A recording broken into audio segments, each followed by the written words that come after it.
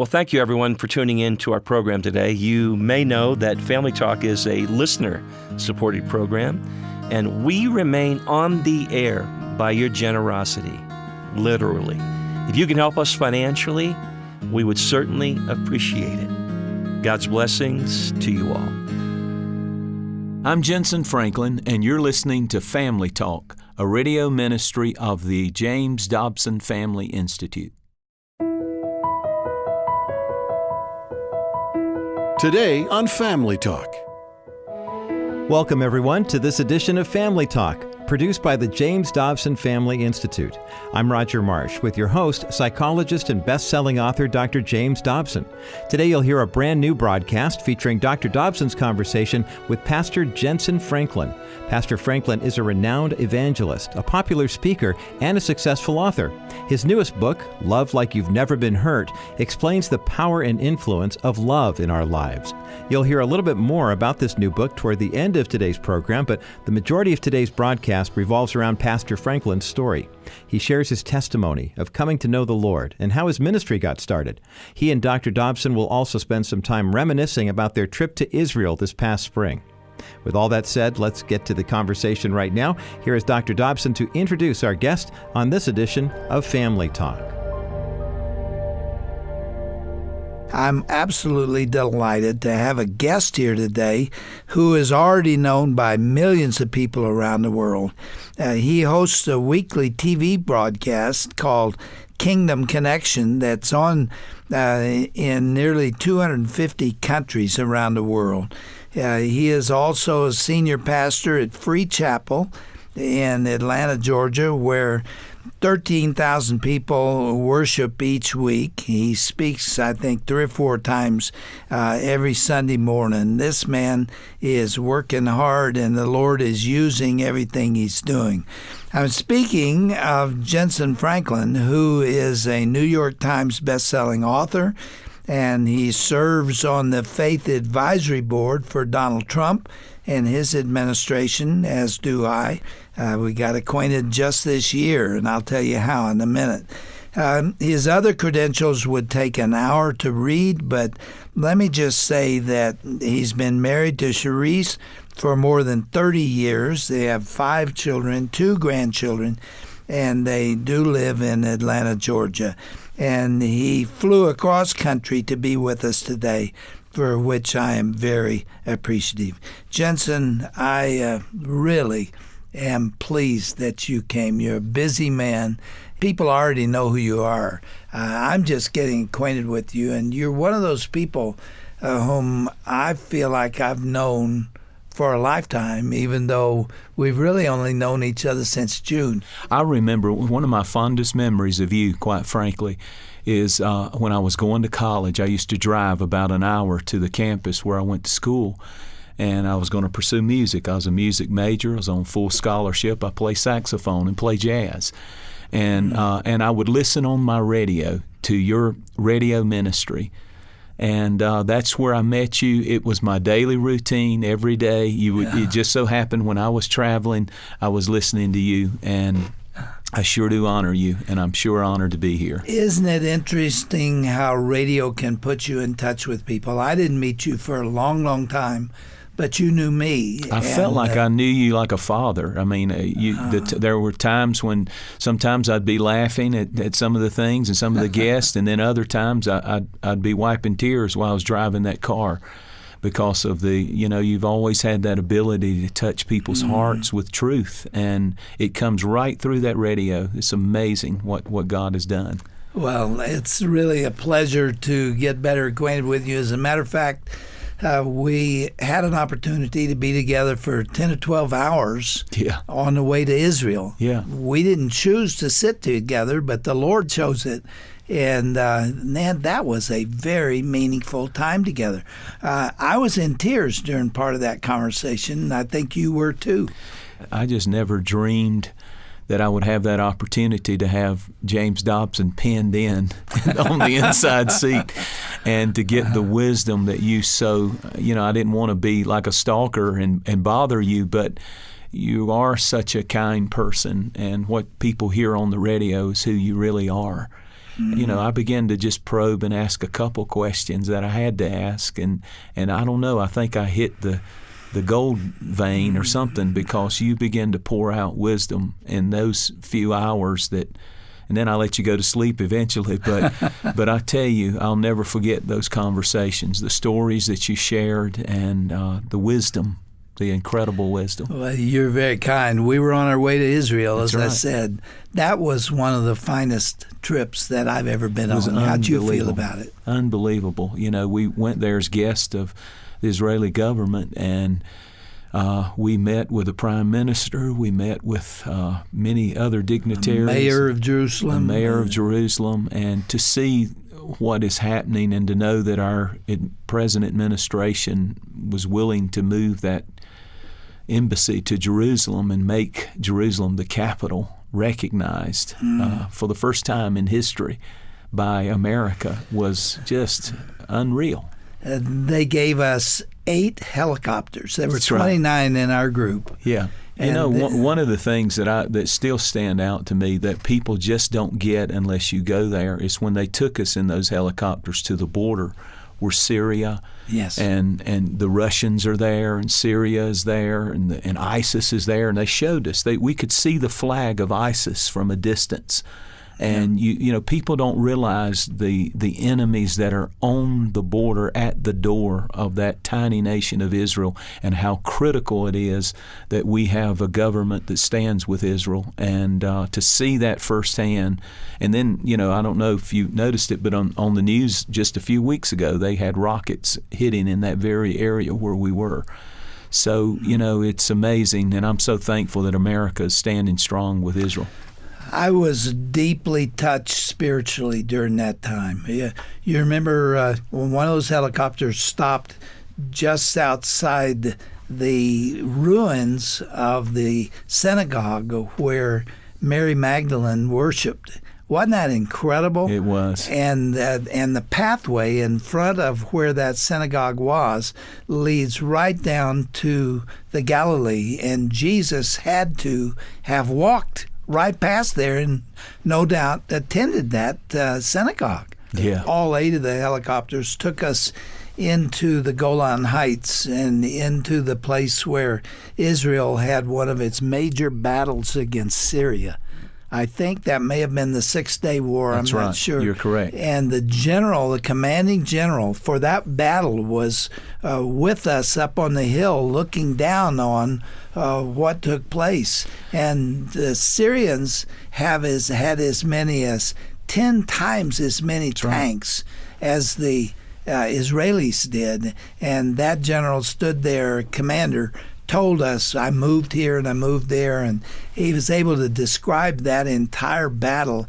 And of course, Israel not only won it, but he drove off the remaining tanks that were there. That was deeply emotional for me. Yeah, and I mean, we were standing there, and they even had some of the tanks still out there that had been blown up, Russian tanks that were out there. And to realize, that God defends Israel, that He said, no weapon formed against you will prosper, and that I'll bless those that bless Israel, and I'll fight those that fight it. And it would not be there today if the Lord's hand had not been on them, because they were outgunned, outnumbered. They had Russian military equipment and everything, and the Lord simply intervened. 1,000 tanks, if I remember right. Yes. There were 1,000. They were fighting against 1,000 tanks, and they only had maybe 100. Well, we don't have time to review the entire trip, but it was unbelievable. I would like to make reference to the fact that I had been there 25 years before. I haven't been back since 1993. And while our group was going through Hezekiah's tunnel, I have a little claustrophobia, so I went and met with the chief rabbi at that time. Wow. And Rabbi Lau. And he turns out to be the same chief rabbi that we met with in Jerusalem. And it's absolutely amazing because he stood up there and talked about some of those wonderful events that have taken place to make them the nation that they are today. But anyway, you and I think 27 other people were able to spend those 7 days. It wore me out, did it you? I came home exhausted and caught pneumonia when I got home. I didn't know that. I'm sorry to hear that. It was exhausting, but it was unforgettable, and I'm just thrilled at what's going on in Israel. Jentezen, I'm thrilled by what God is doing in your life. Don't you look around every now and then and say, what in the world is God doing here? You're all over the place, 250 countries, and running back and forth across the United States. And the Lord has poured out His blessings on you. He has. I'm from Eastern North Carolina. I lived in a cornfield. My parents lived there for a while. My granddad had 28 children. My mother has 27 brothers and sisters. You're kidding. No, sir. And so he was a very blessed man. He was a prayerful man. Reminds me a lot when I hear the stories of your father. My grandfather he was a businessman, very astute businessman. And he had a sawmill, and he owned a lot of real estate. He had thousands and thousands of acres. And he sent every one of those 28 children through college. Many of them CPAs, teachers, and business people. And the bottom line on it is he started a faith blessing on my family, my grandfather. I can remember going home for Christmas, and he built a beautiful home there. And, of course, when you have that many children, it's a large estate. And he honored God. He was a tither. He was a man of prayer. He went to church religiously on Sunday and honored God. And that kind of got passed down. I believe in those generational blessings. And I think a lot of the things that I walk in today, the blessings, the favor that God has given me, I don't even earn it or deserve it. It's just granddaddy and daddy and some of those people, my mother, have stored up prayers. See, my family the Christian faith goes back to my great-grandfather, who was a minister. And so was my grandfather and my grandmother and my father. And I'm the first one in 4 generations that haven't been specifically called into the ministry. But as we sit here talking about the Lord, I somehow think maybe the Lord is smiling at me, or at least my grandfather is. Yeah, if you're not in the ministry, I don't want to be in the ministry trying, honestly. Your father was a minister. Yes, he was. And being from Eastern North Carolina, kind of just little bitty towns, and to go all over the world and preach. I tell people I'm as country as cornbread. That's all I've ever known. But I truly am amazed at God's ability to raise us up. And He looks for the heart. He looks for a heart that, God blesses where His reputation is safe, and we're doing our best to do it right and learn from people just like you who have done it right for many years. Well, we have reached the midpoint of this fascinating conversation Dr. James Dobson had with Pastor Jentezen Franklin. I'm Roger Marsh, and you have tuned to Family Talk, part of the new James Dobson Family Institute. I want to take a brief moment here to thank you for your prayers and your continued financial support of this ministry.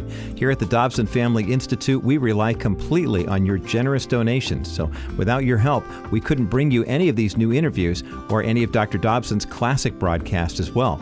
If you'd like to partner with us, there's 2 ways you can do so. Visit our resource center online at drjamesdobson.org for more information about that, or you can call 877-732-6825 to find out how easy it is to make a donation over the phone. Okay, let's get back now to the remainder of Dr. Dobson's interview with Pastor Jentezen Franklin right here on Family Talk. Tell me about your salvation experience. How old were you, and how did it happen? I was, when I really feel like I just turned everything over to the Lord, I was 16. And I went through a little time being a pastor's kid, a preacher's kid. I wanted to see what was on the other side. I wanted to taste and see my senior year, And so I wanted to try this and try that, and I did a little bit of that. I was not a very successful sinner because I think my parents put so much prayer on me. My friends would do things and they wouldn't get caught. I'd do any little thing, and everybody and their brother would know about it. And my mom would get a call before I could get home.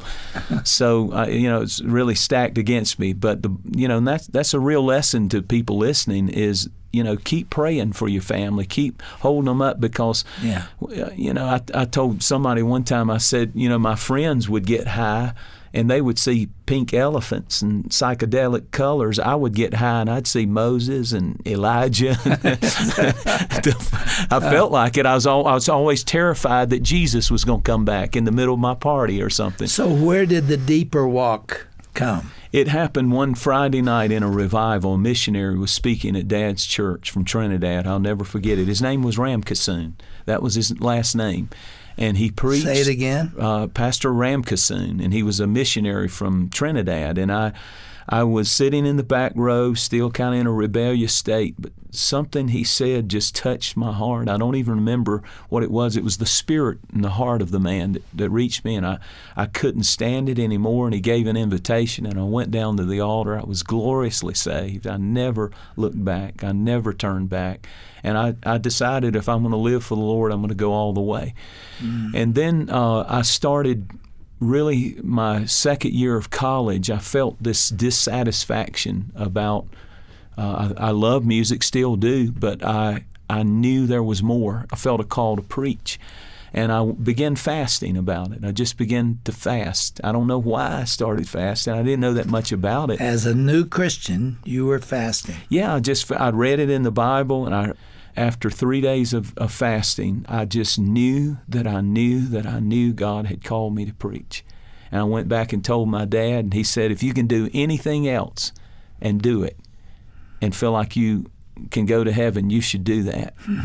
But if you can't, then you're truly called and you need to obey God, son. And so I knew that was what I was supposed to do, and I haven't ever looked back. Where did you start? I preached a revival. My brother was an evangelist. He was a preacher, and he had graduated from college, and he asked me to travel with him one summer because I played piano too, and I would do music for him before he would preach. And he let me preach my first sermon in his revival. And boy, it was pitiful. What'd you preach on? I preached from Philippians chapter 3, forgetting the things that are behind and reaching for what is ahead. My big point in it was sometimes you don't just need a good memory, you need a good forgettery. And the Lord wants you to forget some things and reach for some new things. Do you ever look around again and just say, Lord, what are you doing here? Yeah. About 4 weeks ago, we had a annual conference we do called Forward Conference there in Atlanta at the Infinite Arena. It's about 14,000 teenagers, millennials there, and the place was packed. It was sold out. They'd come from all over the nation, and I was about to go out to preach, and it just moved me to tears. I found myself very emotional, and I'm glad I pulled it together. But to know that God just uses ordinary people. Sometimes we think we've got to be sensational and got to be spectacular, but God told Moses, "What's in your hand? It's just an ordinary stick. Yeah. It's not in." And then when he relinquished it and gave it to God, He made it into something supernatural. But the greatest part of that story to me, Dr. Dobson, is when he picked that thing up that God had used so supernaturally, that stick.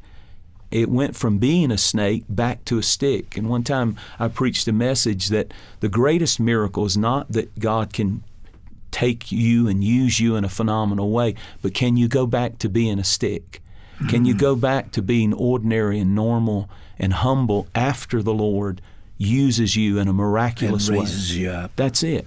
See, you said very nice things about me a few minutes ago, and I'm always a little uncomfortable with that because I remember my humble beginnings. My dad was a minister, and you don't have a whole lot to live on when that occurs. And Shirley and I got married, both of us teaching school, and we see ourselves the way we were then. We see ourselves as just Jim and Shirley and a little couple that fell in love, and got married, and the Lord blessed their relationship. And I don't feel that anything that's happened to me, and some of it has been kind of breathtaking, had a lot to do with me. I think it was really a product of my dad's prayer life, because the Lord made promises to him about his son, me. And so I just say, Lord, I don't want to mess it up. Billy Graham was interviewed, I think, by the Los Angeles Times when he first broke in as an evangelist, and everybody was talking about him. And they asked him I read this, I never forgot it. They asked him, what is your greatest fear? And he said, my greatest fear is that the Lord will raise me up and make me visible and influential, and I will do something to disappoint the Lord and hurt the kingdom. That's powerful. And that has stuck with me. This was really early. I feel that way today. I could still mess it up. Me too. And I think the most dangerous time in a person's life is when they have nothing and when they have everything. Particularly, I think the greater test is when God does raise you up and bless you. And for me, one time when I was fasting, I felt like, the Lord was impressing upon my heart that it's dangerous to have a growing ministry and a shrinking passion for God. Yeah. It really is. He'll bring you down. We're not created to handle that. We have to constantly go back to our source and why he trusted us in the first place. I think of Hezekiah, and you remember he had pleased the Lord in his whole life. There's no record of anything that he did that was not in keeping with God's will until it came time to die. And he was lying on his bed, and he was crying, and he was looking at the wall, and he was saying, Lord, I don't want to die. Give me more time. And the Lord gave him 15 years more. That's right. And in that 15 years, he angered the Lord. There he was. He should have been dead. He should have died. He was set to die. And the Lord's going to let him die. And then he begged for more time, and he got 15 more years. And during that 15 years, he opened his treasury, and he showed the Egyptians his gold. Wow. And he didn't have any right to even be there, and he's bragging about it. And God will not tolerate pride, man. I mean, he will. That's right. I don't care who you are. That's right. You think you're big stuff. He will cut the legs out from under you start doing that. That is so good, and such a lesson that everybody, that has experienced any kind of success in their life need to hear over and over and over again, to be careful to give God the glory and to need him as much as you needed him when you started. I think that's why fasting is a powerful thing to me. Yes. It's when I feel myself becoming mechanical, when I feel myself just kind of going through the motions. If I'll fast from sun up to sundown, or even a half a day, or skip lunch, it's amazing how quick your sensitivity back to God, your heart back to God and his Spirit, it's just quickened, and we always have to guard that. Well, we're talking to Reverend Jentezen Franklin, and we had intended to talk about your book. One of them, you've written 8, and if you'll stay with us, we'll talk about that next time. I'd love to. The title of the book is Love Like You've Never Been Hurt. Boy, that's a really interesting title, because it's got a story within it. The occasions when you really love someone, you're most vulnerable to them. And that's what you're talking about, isn't it? That's it. Love like you've never been hurt. We'll talk about that next time. Thank you for coming to be with us. You're going to stay for another broadcast, and I'm delighted that you're here. Give your wife and your family my regards. Shirley gives hers to you. God's blessings to you, Jentezen. Love you. And may he continue to bless you, and we'll talk together next time.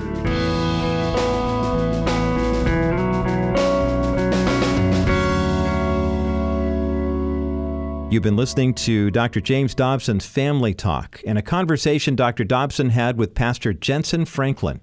Head over to today's broadcast page at drjamesdobson.org to learn more about Pastor Franklin's church, his ministry, and the many books he's written. You can also check out an excerpt from his latest book, Love Like You've Never Been Hurt, when you go to that site as well. Again, you'll find all that information at drjamesdobson.org and then tap onto the broadcast icon at the top of the page. As you might have heard, Family Talk is now part of the new James Dobson Family Institute. We envision that this institute will continue to strengthen and encourage marriages and families for many, many years to come. One of the most direct ways we can help you is through the Dobson Digital Library. This online portal features all of Dr. Dobson's insightful content.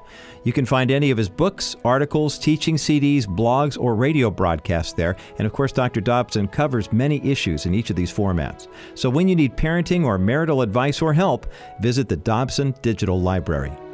I'm Roger Marsh. Thanks for listening today. Be sure to join us again next time for part 2 of Dr. James Dobson's interview with Pastor Jentezen Franklin. They'll dive into Pastor Franklin's new book called Love Like You've Never Been Hurt. That's coming up next time right here on Family Talk. This has been a presentation of the Dr. James Dobson Family Institute.